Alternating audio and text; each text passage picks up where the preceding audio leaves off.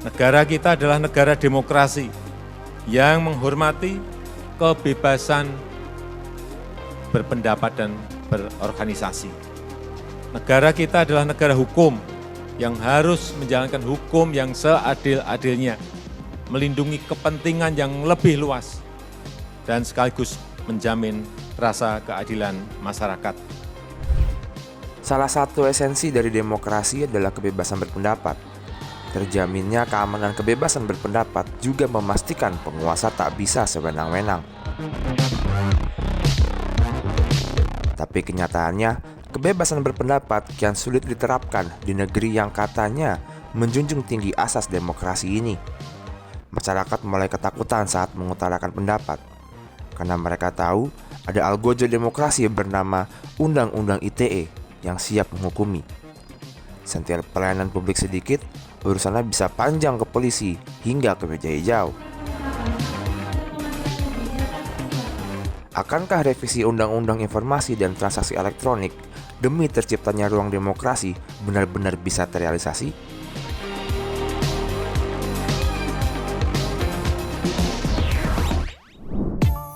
Sepanjang 2016 hingga 2020, Southeast Asia Freedom of Expression Network atau SafeNet mencatat sedikitnya ada 786 kasus yang ancamannya menggunakan Undang-Undang ITE. Dari jumlah itu, 96%-nya memiliki tingkat hukuman yang sangat tinggi.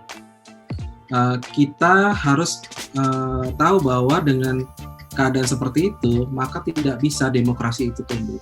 Demokrasi itu tidak bisa tumbuh dalam situasi yang ditakut-takuti. Statistik yang disebutkan Damar Juniarto menunjukkan berpendapat, berekspresi, hingga mengkritik tidak bisa leluasa. Mereka yang bersuara demi mencari keadilan pun justru terjerumus ke penjara. Masih ingat baik Nuril Magnun? Jelas kasus ini sudah dari 2014 sampai 2019, jadi kurang lebih sudah 5 tahun tersandra dengan kasus ini. Ada anak-anak, ada suami, ada orang tuanya juga sampai sakit ya. Jadi sebenarnya ya ini banyak yang menderita lah. Nuril adalah korban pelecehan seksual oleh atasannya. Bukan mendapat keadilan, ia justru divonis bersalah dengan hukuman penjara 6 bulan dan denda 500 juta rupiah. Nuril dituduh melanggar Undang-Undang ITE karena dianggap menyebarkan bukti yang ia tujukan berupa rekaman omongan musuh atasannya, yakni Kepala SMA N7 Mataram.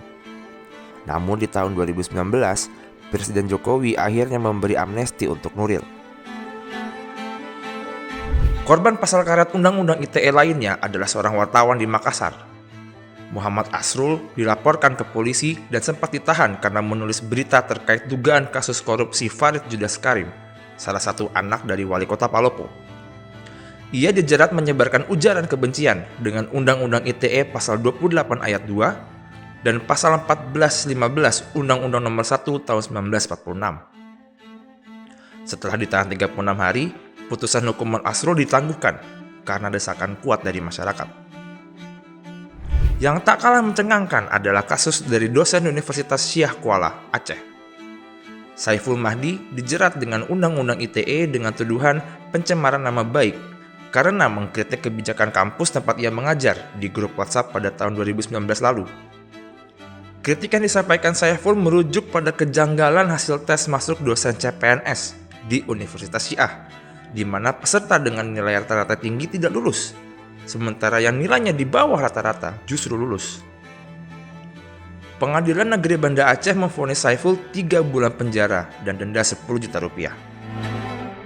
Jadi versi pertama itu Prof. Henry itu adalah ketua panja dari pemerintah. Beliau kita datangkan sebagai saksi ahli untuk kasus saya. Dan beliau menyatakan di dalam sidang itu, ada video yang sekarang tersebar di media massa atau di media sosial, bahwa kasus yang didakwakan kepada saya itu tidak memenuhi unsur dan karena itu tidak boleh dilanjutkan atau saya harus bebas murni, harus diputus bebas murni. Ini yang nyusun UU ITE udah bilang saya tidak bersalah. Seringnya Undang-Undang ITE dijadikan algojo untuk demokrasi berpendapat akhirnya mendorong Presiden untuk melakukan revisi UU ITE. Presiden akui adanya pasal karet dalam Undang-Undang tersebut. Kalau Undang-Undang ITE tidak bisa memberikan rasa keadilan, ya saya akan minta pada DPR untuk bersama-sama merevisi undang-undang ini, undang-undang ITE ini. Karena disinilah hulunya. Hulunya ada di sini. Revisi. Terutama menghapus pasal-pasal karet yang penafsirannya bisa berbeda-beda. Alih-alih mempersiapkan revisi, anak buah Jokowi justru mengarahkan pada pembuatan pedoman Undang-Undang ITE. Pedoman interpretasi Undang-Undang ITE itu nantinya bisa berupa peraturan Kapolri, surat edaran Mahkamah Agung, atau pedoman di masing-masing instansi. Loh, jadi makin banyak pedoman, apa itu bakal efektif? Ya itu kan kita bisa berkomunikasi, bisa berdiskusi. Artinya kan kalau misalnya kepolisian mau membuat, ya tentu saja tidak hanya polisi sendiri yang merumuskan, tetapi mengundang dari Kementerian Kominfo, juga mengundang dari Mahkamah Agung gitu. Jadi ada semacam kesepakatan bersama dalam hal menginterpretasi pasal-pasal yang dianggap kontroversi. Sebenarnya kalau bagi kami sebenarnya ya itu tidak ada yang kontroversi, tapi memang ketika di lapangan itu kadangkala ada yang menginterpretasi yang berbeda. SafeNet menilai pedoman interpretasi justru akan menjadi celah baru dalam kriminalisasi. Menurutnya pasal karet dalam Undang-Undang ITE harus dicabut jika pemerintah mempersilahkan publik mengkritik dan memberi jaminan keadilan bagi masyarakat. Pasal multitafsir yang disebut SafeNet diantaranya adalah pasal 27 ayat 1, pasal 27 ayat 3, pasal 28 ayat 2, dan pasal 29.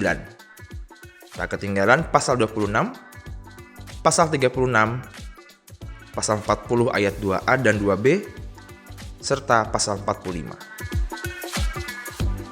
Jadi kalau sekarang masih ada kesempatan untuk memperbaiki situasi, ayo kita gunakan ini untuk memperbaiki agar lebih baik lagi. Nah, ini kan tentu tidak ingin menjadi satu legacy ya dari pemerintahan yang satu negara yang kita gadang-gadang sebagai negara demokrasi pasca Orde Baru. Masa kita mau masuk lagi dalam situasi yang seperti itu lagi?